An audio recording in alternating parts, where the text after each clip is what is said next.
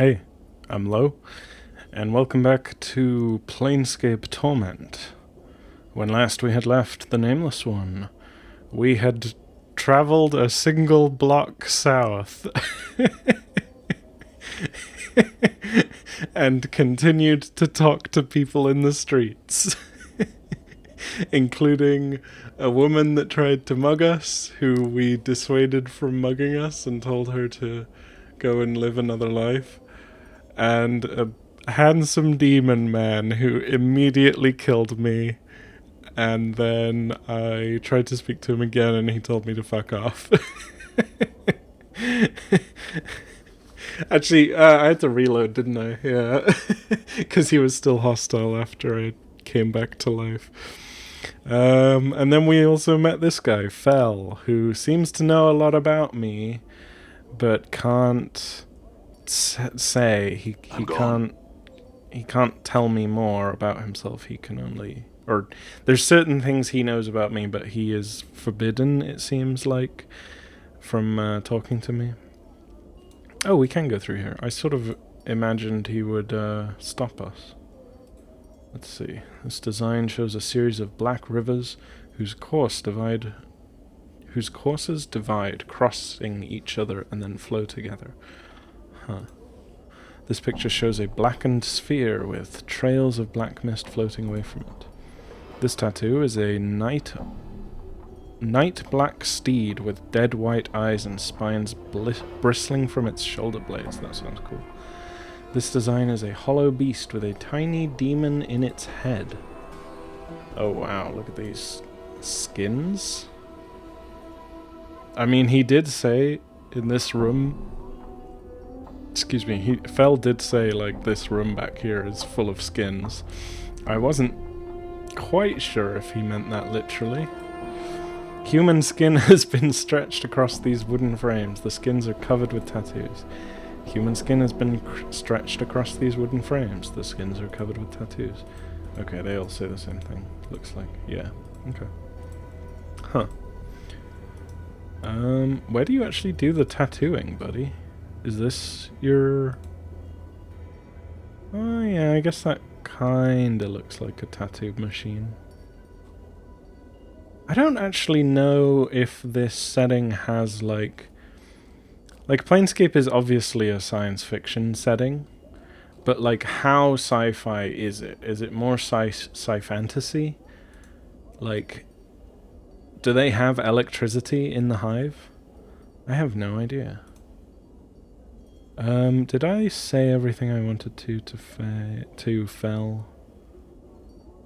I have some questions for you. Oh, I can ask him about the back room, huh? What are those frames in the back room? A caravan train of symbols slowly materializes around Fel one by one. It is my gallery. Your discarded skins are my canvas. I admire you. I am saddened for you.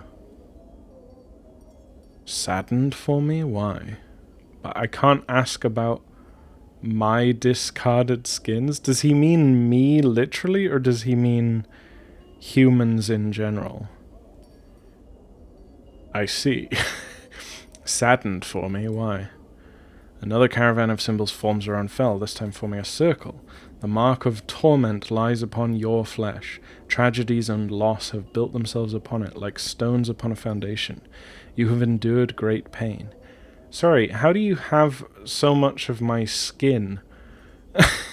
like I'm not reincarnating into new... Sorry, I just peeked the mic. I'm trying not to do that. I've been having a few audio issues for a couple weeks now. But yeah, like, I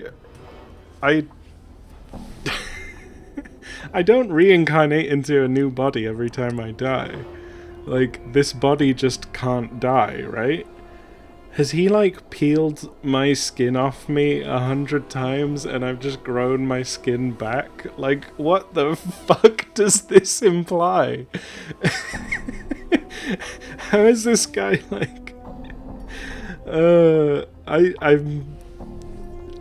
I was kind of appreciative of him at the end of last session. I'm suddenly a bit more concerned, to be honest.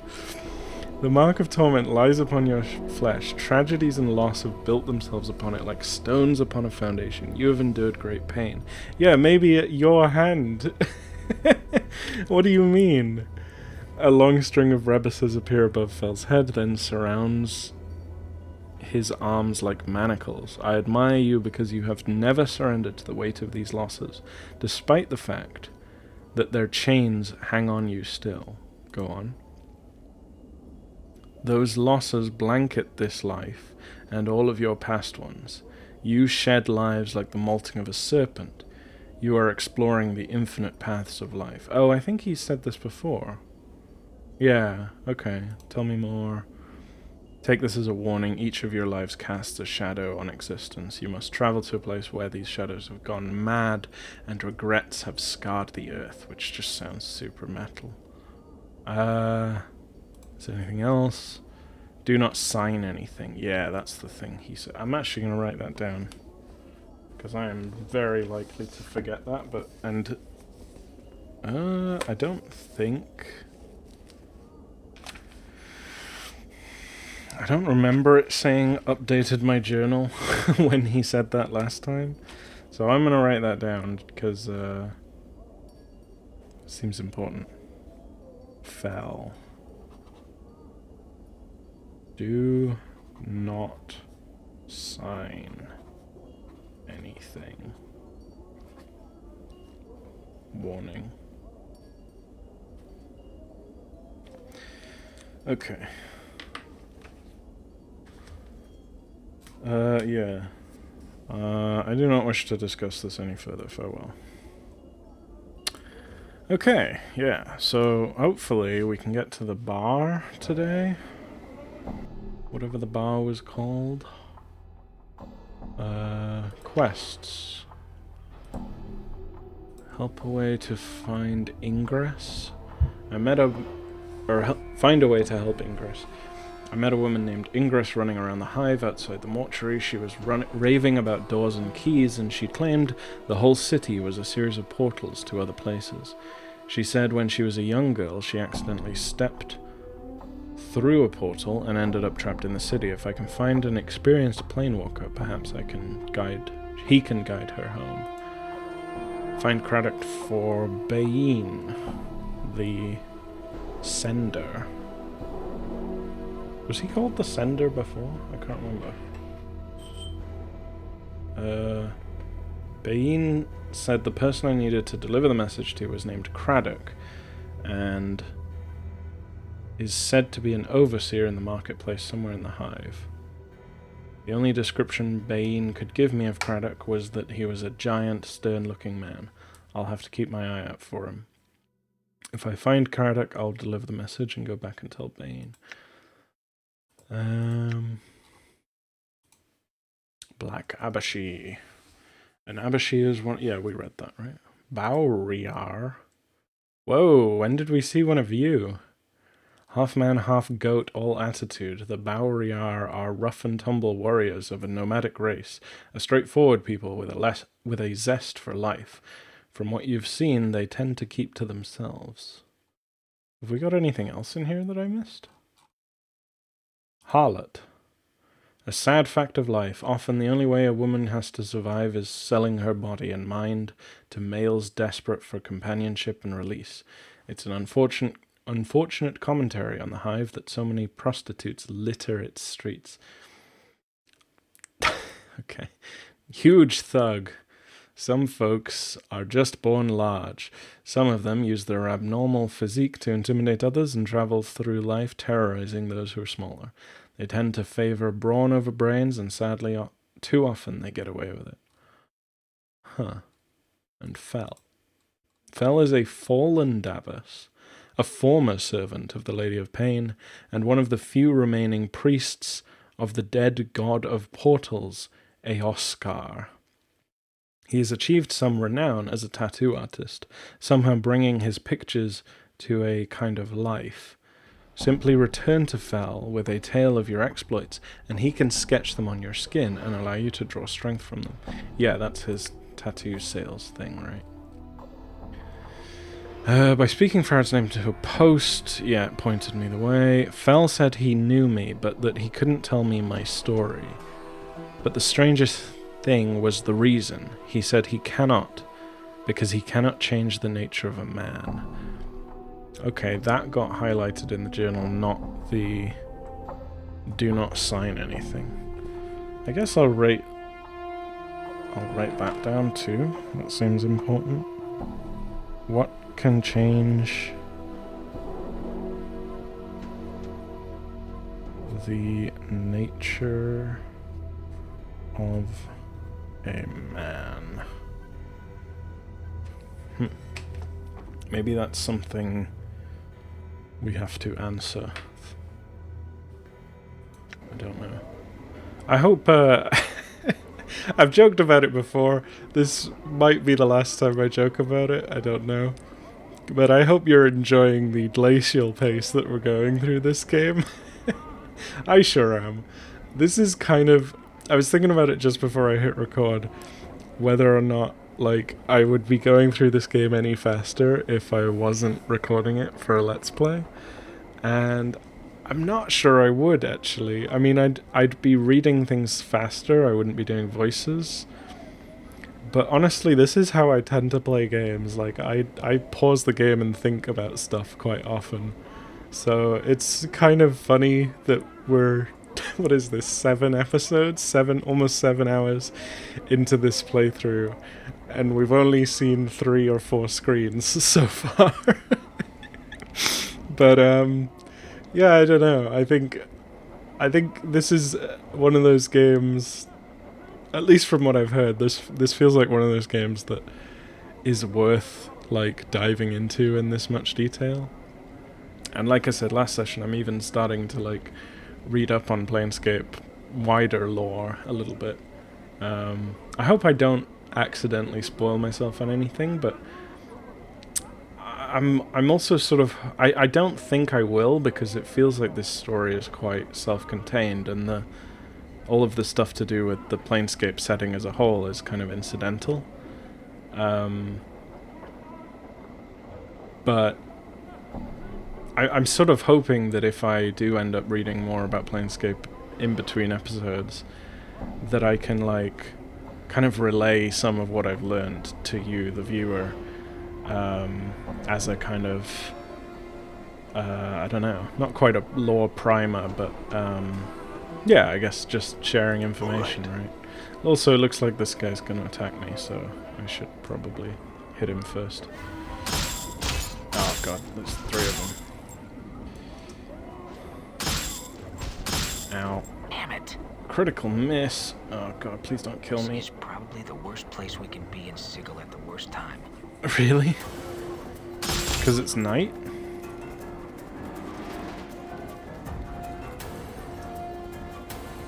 Oh, am I crippled? I'm Shit! hurt. Die. Die! He sounds like Geralt of Rivia. Damn it. Oh, I healed one. Damn. Come on! Stop running. Nice. Got him. I am so close to dead. Okay. Let's quick save. Barking Wilder. This wild-eyed man is hunched over, snarling and giving low growls. It looks like he hasn't trimmed his hair in years. It's so long it forms a veil over his eyes. He has a long, stringy mustache, caked with grease and sweat, and the tips of his mustache droop so much that they have become tangled in his ragged beard. Greetings.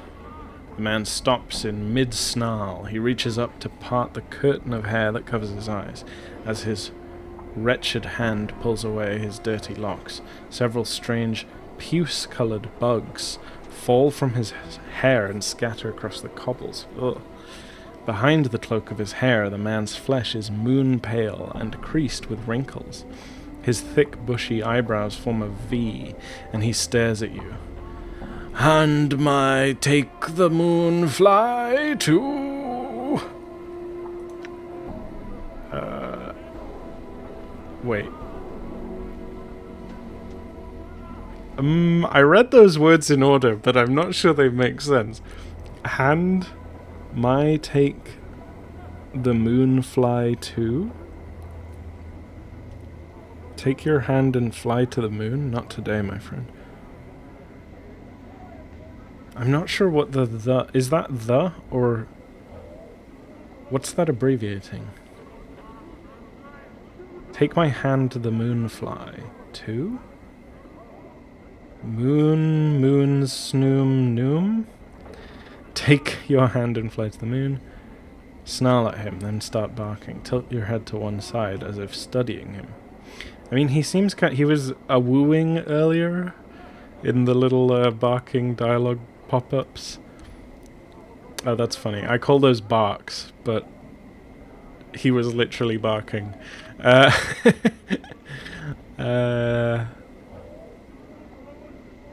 Maybe he's a werewolf. Should I act more like a dog? Tilt your head to one side. The man frowns, but his eyebrows tilt upward in a reverse V, creating a bizarre expression. You have no idea how he accomplished the facial expression, but it makes you uncomfortable watching the muscles beneath his face shift into a new pattern. You can't tell whether he's angry, cautious, both, or neither. Is it really that bizarre of an expression? I feel like I can do that, right? Oh shit, it just... sorry. My hotkeys for doing facial expressions don't are assigned to number keys, and number keys also make you choose dialogue. So I just tried to change to this expression and accidentally selected number 2. So I said, huh? He said, singed kiss speak. A man. Answers preferred. A wood woman heart. I said, huh? Because I pressed 2 by accident. The man throws his head back and howls. Awoo! It is such a terrible sound that you're forced to cover your ears. Even that isn't enough. As you cover your ears, the howls seem to go into a shrieking, drilling into your head, slipping into your ears, burrowing beneath your skin, and crawling along the inside of your skull and eating the shreds of your sanity. The sound is so unbearable you can't even muster the strength to speak. Jeez. Furries, am I right? No, that's a cruel joke. I'm allowed to make that joke. I'm a furry.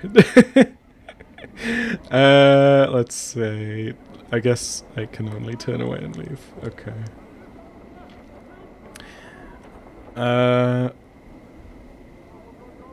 Well, that's a tree with one snap branch too many. Mort rolls his eyes. No sense in chatting with Zeos... Chaos? Chaositects? Zeositects? Chief? They're a balmy bunch. Zeositects? They're a faction who don't have any rules, except don't keep one thought in their head for too long. They're sometimes called Chaos Men. No need to explain why. How do they get members? They just seem to attract members like flies. Well, members that are crazy or chaotic enough, I suppose. I don't think they have any recruiters, though you can't really say anything about them for sure. I see, thanks for the information. Oh, there's a ring on the ground. Do I have a journal entry on him? ZXC... no? Oh, Githzerai. Wait, was he a Githzerai? The Githzerai is that why it was like making a weird point about his facial expression? Because the thing I was going to say is like, is that facial expression really that difficult to do, right? Raising your eyebrows instead of frowning is not that difficult. But maybe it was trying to say that he was a Githzerai without saying he was a Githzerai. The Githzerai are the long-separated kin of the Githyanki, and where their former brethren are cruel and vicious, the Githzerai are quiet and reserved. Oh, really? I thought it was the other way around. I thought the Githyanki were the good ones and the Githzerai were the bad ones. Huh. The Giths, as in good and evil. Cosmic good and evil. Burning with a passion that drives them far beyond what most mortals are capable of. They dwell in limbo in the ever-shifting seas of chaos, making their fortress homes impregnable against the attacks of the natives of that plane. They speak in metaphors and legends, and carry themselves with a quiet nobility. Okay, yeah, that must have been the Chaosite, Chaos Insect, Wilder. Yeah.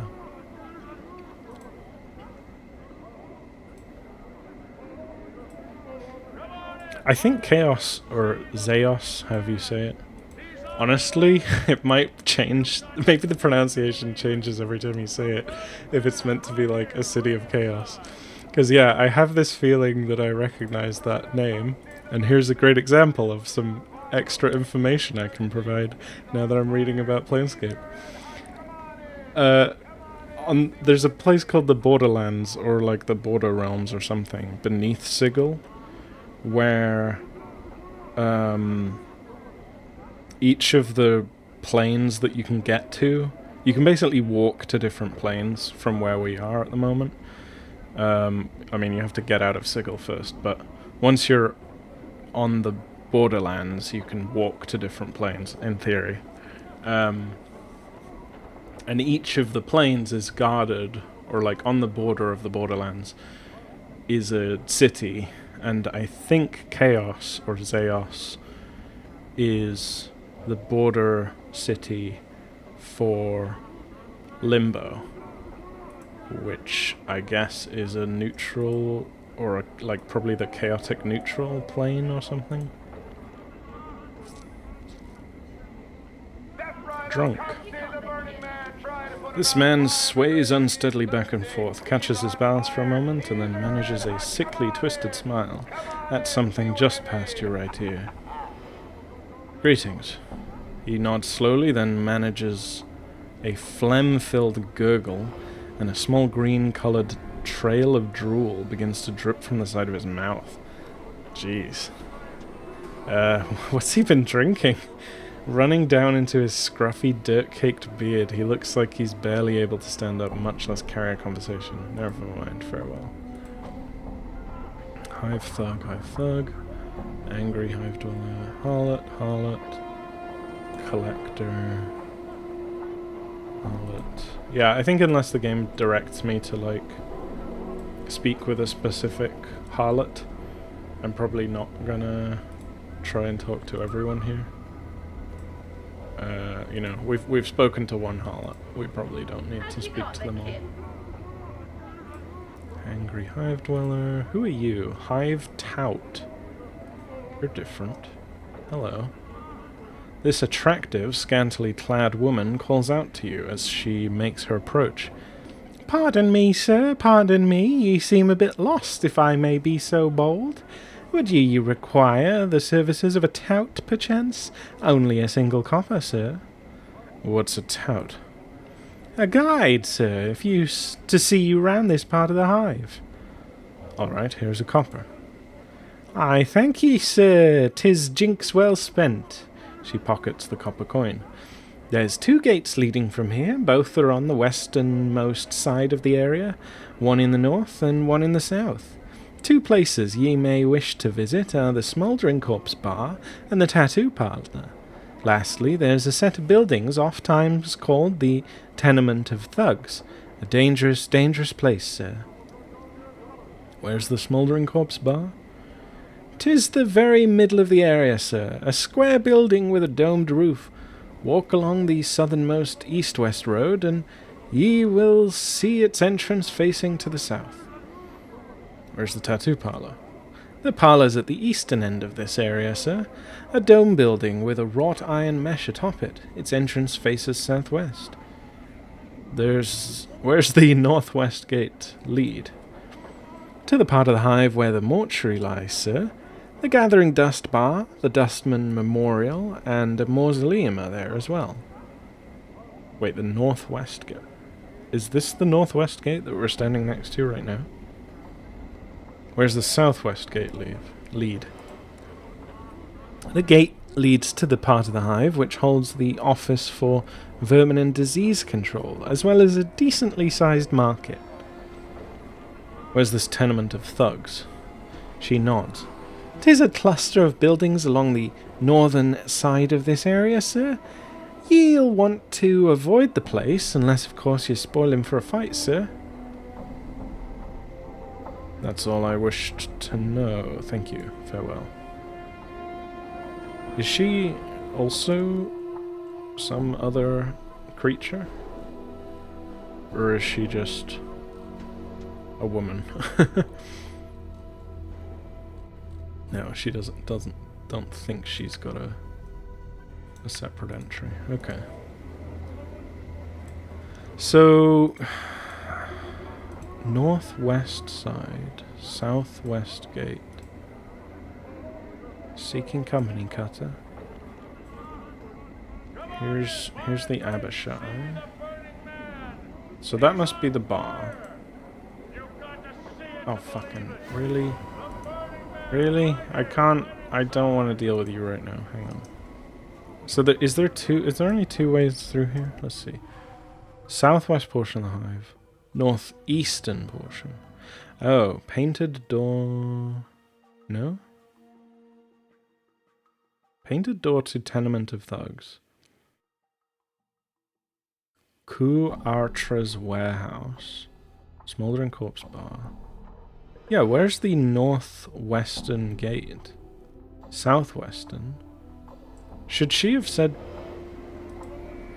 northeastern instead of northwestern? Small dwelling. All right.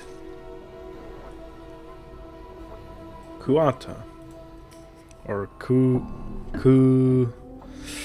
how to pronounce the little dash. Kuatra. Moving from box to box, this man seems to be totally immersed in counting his boxes and scribbling results down on a piece of parchment. He looks annoyed at you as you interrupt him. What is it now? Can't you see I'm busy taking inventory? Go bother someone else. Didn't mean to interrupt. Farewell. Okay. This is just a... Can I, Hey, do you mind if I sleep on the floor here? Can I just have a little kip? Let's quick save first in case he attacks me. Rest party. You cannot rest in this area. Damn. Okay.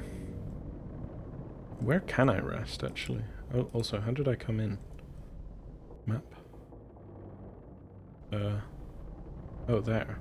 Wow, that does not look like a door. Okay, enemy sighted. Yeah, fuck. Yeah, I don't want to fight these guys right now. Like, I feel like I'm gonna die. Oh, hey, look, there's a Boweretar. Like a centaur, but... Bowery. I don't know. Okay, if we go up here... Alright. Can I just sleep in the mortuary? Or in the tomb? Alright. Rest. Yeah! Whoa! Look at this. Nice. You've rested for 16 hours. Okay. Done. Done. Yeah. So where's the mortuary then? Southeastern portion of the hive. Angia's house. Gathering dust bar. Oh, this is the Gathering Dust bar. I was standing next to it the whole fucking time. The way that... Hang on, what? Didn't I get directions from the girl standing here that I had to go south and then east and then north? That's the impression I got. I thought I had to like go south and then this way and then not that way, and that it would be like basically on the other side of the mortuary. The whole time she should have just said it's right next to you. It's like it's just over there. It's right here. Dustman Monument. Shilandra's Kip Mausoleum. Right, okay. So this must be the mortuary then. Did I just not... Maybe I just didn't realize I could walk through here? Yeah, here we are. Wow, okay. I'm an idiot, I guess. Huh. One of the other things I know about Sigil, which we kind of very briefly saw when we walked out of the mortuary in the little cutscene, I don't think it really showed it very well, but Sigil is like a giant Taurus. Like it's a giant floating donut, and we're on the inside of it. This door's been sealed. Dustman Gate Guard. You see a pale-faced dustman standing guard over the front gate. He's staring off across the city rooftops with a distant expression. As you approach, he turns to face you. Yes? I had some questions. He nods and waits. I'm looking for someone named Farad. Do you know where he might be found? Farad is a collector. The man studies you for a moment. If you wish to know more of him, I am told that the initiate Emmerich at the Gathering Dust Bar also seeks him. It may be he can help you. Where is the Gathering Dust Bar? As one leaves the mortuary front gate, head south and west. Maybe that's why... Maybe because I thought the mortuary was in another map, or in another zone. Maybe I completely misunderstood. Yeah, south and west. Yeah, okay, yeah. See, I thought the tomb was like, I don't know, like the back door or something to the mortuary. So, I understand how I got confused now. Alright, I had something else. I'd like to enter the mortuary. What is your purpose within the mortuary? I'm here to pay my respects to Dianara, the woman in the Northwest Memorial Hall. Oh, that's probably the most likely answer, right? He nods. Very well, follow me. Alright. Nice. Do I just have permanent access in and out now? Or do I have to ask him every time? Oh, I have to ask him every time. Shit, okay. I probably should have gone and paid my respects to, like, keep up the facade. Oh, she's talking about me, isn't she? When she says, I've never seen something so ugly. Gathering Dust Bar. Man, I should have just clicked on that, shouldn't I? Like, given how many things I've clicked on and read, I completely missed this thing. Vines with black leaves, the stems look extremely sharp. Alright, let's go into the Gathering Dust Bar. Chief, what are we doing in here? Oh man, it's kind of hard to hear him over the music. Turn the voice way up, maybe? Let's try that. If you didn't hear him, he said, Chief, what are we doing here? How about we just give this place the laugh, eh? Fools. Sarai the Skeptic. Zombie Worker. Mortai Gravesend, Dustman, Norochi. I think that's one person we need to speak to. Awaiting Death. Wow, what a name. Hello, Awaiting Death. Before you is a young dustman with stubble on his chin and dark circles beneath his eyes. He's staring at the wall with a somber expression. Greetings. The dustman doesn't look up. He stares straight ahead as if he's seeing something several leagues beyond the walls of the bar. Can I ask you some questions? He doesn't respond. Mort. Alrighty then, Mort hisses at you. Let's go, Chief. This dusty might as well be fertilizer. Fair enough, let's go. As you turn to leave, the dustman suddenly speaks, his voice barely a murmur. You have to strain to hear the words. You think he said something about wanting to die. What did you say? The boy's expression does not flicker. Do you want to die? Truth. No, do you? Truth. Yes, do you? Lie. Yes, do you? I don't really know. Do you want to die? Are you threatening me, boy?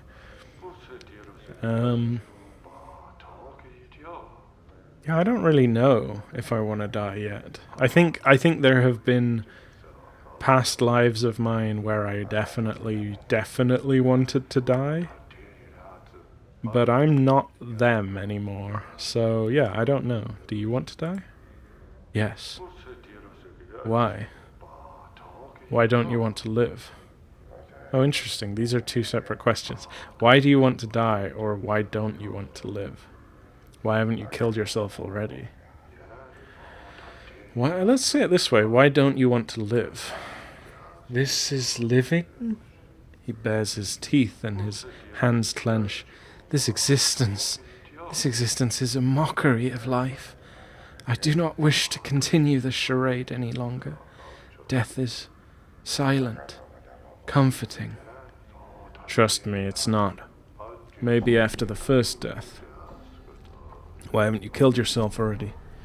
If this life holds nothing for you, then you should die. That sounds like I'm about to kill him. Let's say trust me, it's not. The boy seems irritated by the comment. And how do you know? I've seen what lies beyond death. I just do. Call it a hunch. Yeah, I probably shouldn't say this. Well, if he's a young initiate, maybe he doesn't know that he should see me as an enemy of his cult.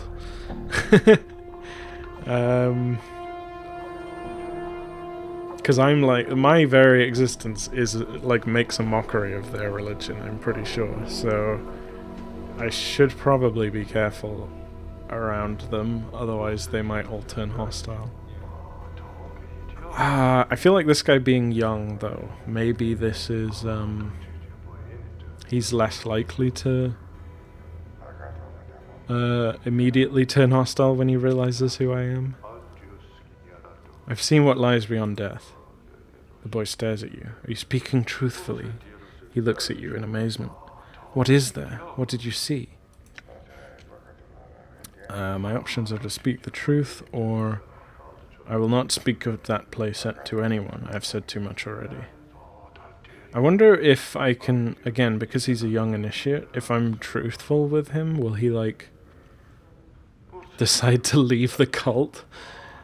Let's see what this says. I lay on an island adrift in an ocean of great darkness. The island was formed of shadowed stones, but the stones were not stones, for they murmured and whispered to me in a speech I could not understand. There is no silence there, no comfort, and the chill burrows beneath the flesh and sinks into the bone. Yeah, I'm gonna say that. That's sick. There's no difference. He looks down at the floor and chews his lip with a strange expression. Beyond the shadow of this existence, more misery awaits. There is no oblivion, no cleansing. Nothing changes. The planes rotate and nothing ever changes. Except you can still change. If you believe that, then it will be true. I will take my leave. Farewell. Just leave him to stew in his newfound depression. You can still change. He scoffs. Nay, I have tried repeatedly. If you believe that, then it will be true. It is more than belief, it is reality. His gaze turns dark. Have you seen this city? It rots and everything within it rots with it. There's no hope, nothing to strive for. Everything is stained with darkness and shadow. What about your beliefs as a dustman? Isn't that worthy a goal enough? He nods. The dustman philosophy is a worthy goal, else I would not have become a dustman. Then heed this, you are too eager to reach oblivion. According to the tenets of the dustman, that very eagerness to reach the true death will keep you forever from it. Then why not make the beliefs of the dustman your focus? Perhaps this is a life of pain and misery, but if you focus on your beliefs, and that which is of value to you, they shall help you work past it. There's nothing more I can say, I will leave. Yeah, I feel like this is reactivity to us learning, like, taking an interest in the dustman philosophy. When we were speaking with Dahl. Heed this, you are too eager to reach oblivion. According to the tenets of the dustman, that very eagerness to reach the true death will keep you forever from it. He snarls. You sound like one of the factors. They never cease lecturing me. They are correct to do so. They have only your wish to die at heart.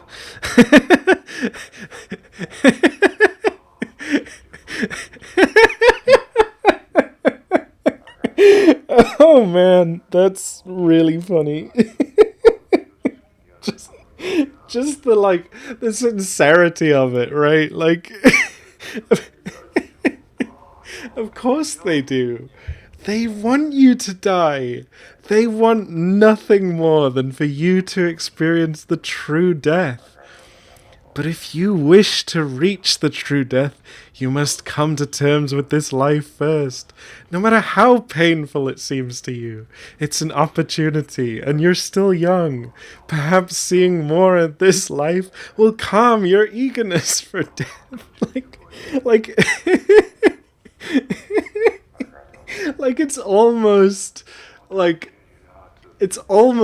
you're trying to talk him down from committing suicide, but it's the undertone of like you're also in a death cult and they do want you to die eventually, but they want you to die properly.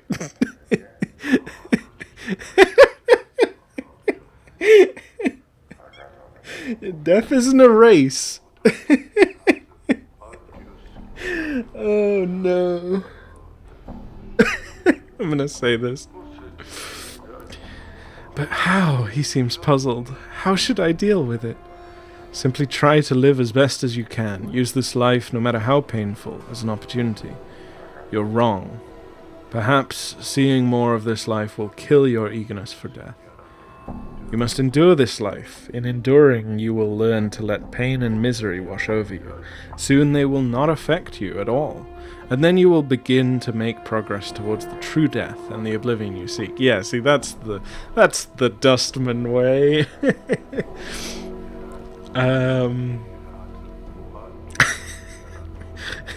See, this feels like I'm talking him out of suicide. This one feels like proper, but this one's like, no, you gotta die properly, bro. I kind of want to say this. I don't know. I think like clearly this man is having a little bit of a religious crisis right now. I guess it's a question of how committed does he seem to be to being a dustman.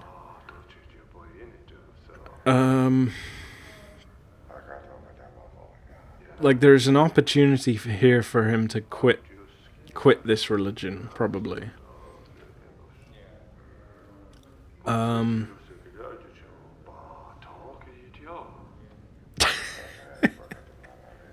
kind of want to say number 2. I kind of want to just like, cause yeah, like maybe having some complete stranger who kind of looks like a zombie who's telling you about death, like that's probably it's gonna fuck you up no matter what, but it's a question of whether it fucks you up in a way that like solves your religious crisis, or whether it fucks you up in a way that like, well, I guess either way it yeah. I don't know what I'm saying anymore. This is just really funny. I think I want to lean into the Dustman thing, just for now at least. You must endure this life. In enduring it, you'll learn to let the pain and misery wash over you. Soon they will not affect you at all, and then you'll begin to make progress towards the true death and the oblivion you seek. Actually,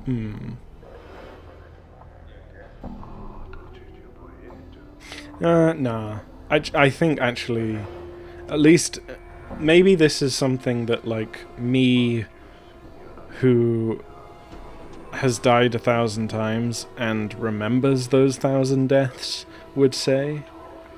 But the me that currently has amnesia, who is optimistic about this new life, this new lease on life that I seem to have, yeah, simply try to live life as best you can. Use this life, no matter how painful, as an opportunity. You're young. Perhaps seeing more of this life will kill your eagerness for death. The boy falls silent, thinking. Eventually he turns back up to you. Your words carry weight, sir, and a fresh perspective. I will do of you as you have said. That is all I ask. Live, grow old, and learn. Farewell. 500 XP. Done. Wow. Yeah, it seems like this bar is full of dustmen. I guess that's why Mort wanted to get out of here. Hey, zombie worker. This female corpse is dressed in a heavy burlap shirt, covered with food and wine stains. Her lips have been stitched closed, and her arms and legs are wrapped in several layers of bandages. The bandages seem to have been soaked in preservatives to keep this corpse fresh. As a result, the corpse's rotted odor has been replaced with an equally repulsive vinegary smell. Doing anything later? The zombie continues to stare. So, I keep saying this to everyone, just in case that one of them actually responds. I still don't know how, like, aware zombies are yet. Also, this doesn't seem very sanitary, right? Just having zombies wandering around, in a bar. Oh, hey, Mort. As you turn away, you notice Mort staring at you.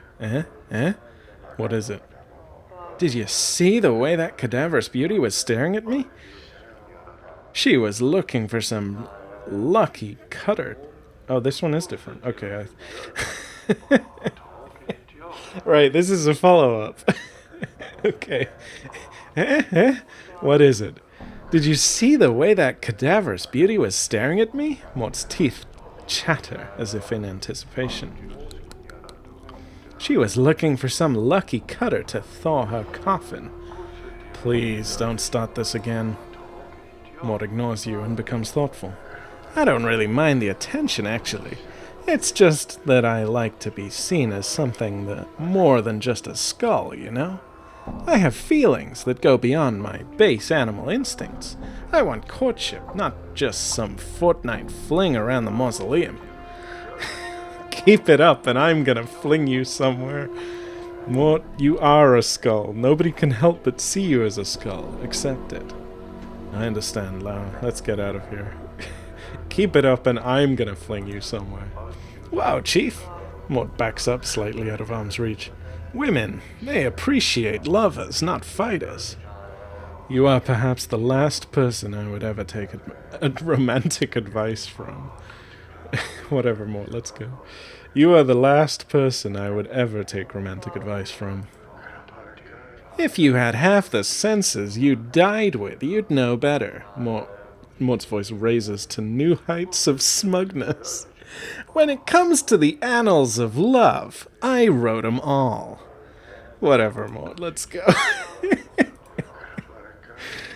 What a character. Okay. Skeleton worker, zombie worker. Oh wait, these zombies don't have numbers on their heads, right? The zombie gazes at you with vacant eyes. Seen anything interesting? Alright. Mortai Gravesend. This tiny, wizened man is dwarfed by his huge dustman robes. They look as if they were chosen to cloak his small stature. What? What? He's wearing a cloak. Of course they were chosen to cloak him. What? Cloak? Or are they using cloak in a different verbiage? Like, cover him up. Or, like, hide him. I don't know. Although he looks to be in his late 90s, this man is extremely energetic. He fidgets continuously, and his eyes dart around the bar like a bird's. Oh god, I've got a feeling a voice is gonna come out for this guy, so let me just take a sip of water.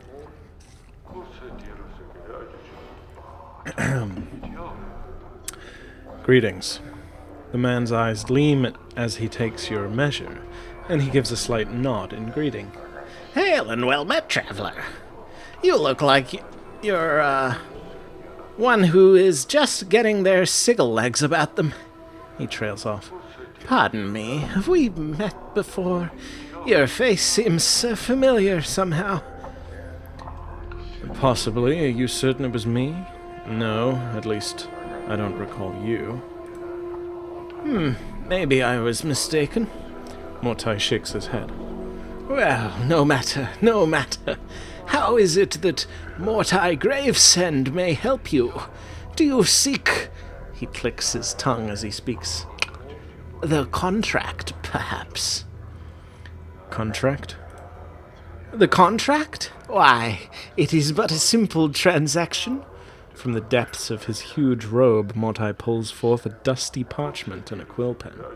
I give you 50 commons. In return, after death, the Dustman faction may claim your remains. He smiles, then clucks his tongue. What use will you have for them when you're at that point anyway? What do the dustmen do with the body? 50 coppers for my corpse? Very well, I'll sign. Not interested, thanks. I did have some questions, though. I mean, we kind of already know this, but I'm going to say it anyway. What do the dustmen do with the body? Mortai holds up his hands as if he doesn't know. What does it matter? It is of no consequence when you pass on. It matters to me. Well, if you must know, oft-times nothing is done with the body, and it is we, the Dustmen, who have wasted all that money. More fools us. Mortai gives a light smile, then looks apologetic. But rarely. There are times when the workers in the mortuary need to be replaced, and then we may have need for your body. You mean I'll be animated as a corpse and put to work in the mortuary? That doesn't sound good. Very well, I'll sign. I'm gonna use the buttons instead of clicking because I'm worried I'll accidentally click on 2. Yeah, you mean I'll be animated as a corpse? But no harm is done, no pain. Mortai raises a finger as if to emphasize the point. And there's no danger, except for money you can spend in this life. You merely have to give us something you will have no need of anyway once you've died. He taps his chest. I sign the contract myself, if you must know. I shall have no need of my body when I pass on. I'll consider it for now. I have some other questions. Well, I'd prefer to rest in peace for a number of reasons. I don't think you can help me. Farewell. Let's ask some questions. Of course, Mortai nods. It would be my pleasure to answer any questions you may have. Can you tell me about some of the patrons here? Of course. Which patron would you wish to know about? Can you tell me about anything about awaiting death? A troubled initiate. He clicks his tongue disapprovingly. He seeks death with a passion that is most inappropriate for a dustman.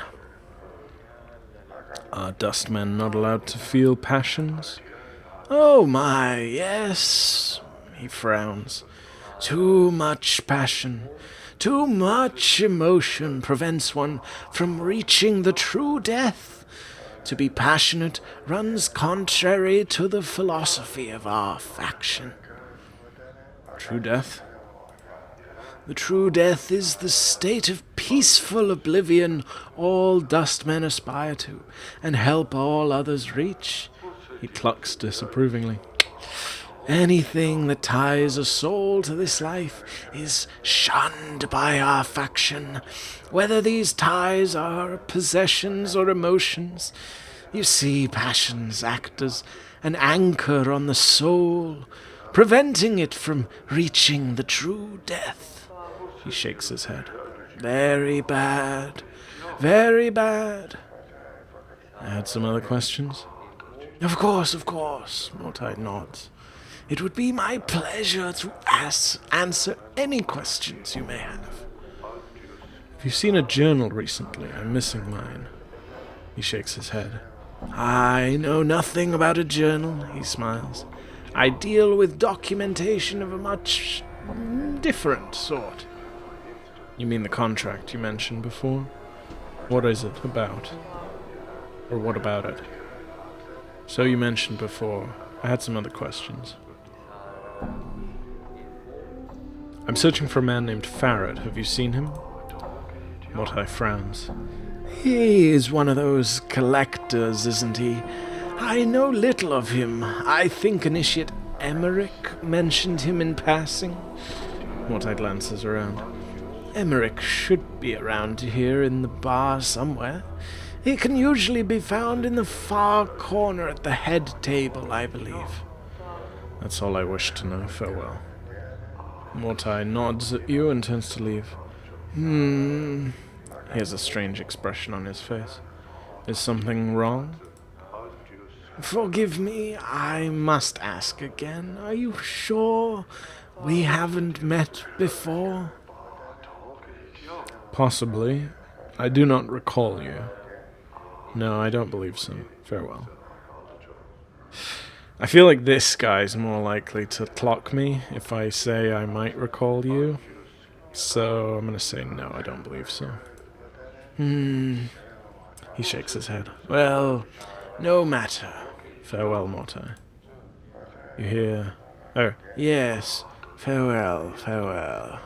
Motai studies you as you leave, and you hear him mutter under his breath. Something about that one. Leave. Where's Emmerich? Emmerich. Oh, there's chests here. Can I loot them? Are they gonna care if I loot them? Oh, there's nothing in them anyway. Sarai the Skeptic and Emmerich.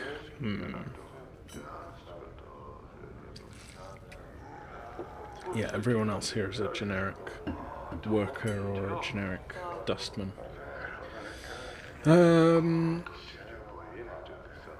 Let's speak to Sarai. I'm gonna take a gamble. Which one of these is gonna speak for the least amount of time, as we're coming up on an hour?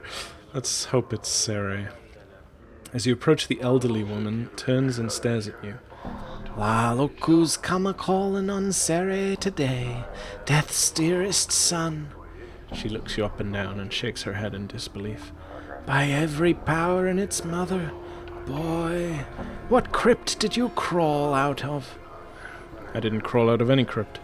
I'm fresh from the mortuary, actually. Joke. Well, the crypt was losing its charm, so now I'm looking around for the right place to die. Know of anywhere? I'm gonna say that. I don't know. Maybe she'll appreciate it. See, I don't know what she's a skeptic of. Maybe she's a skeptic of the Dustman philosophy? Let's joke. See how she responds.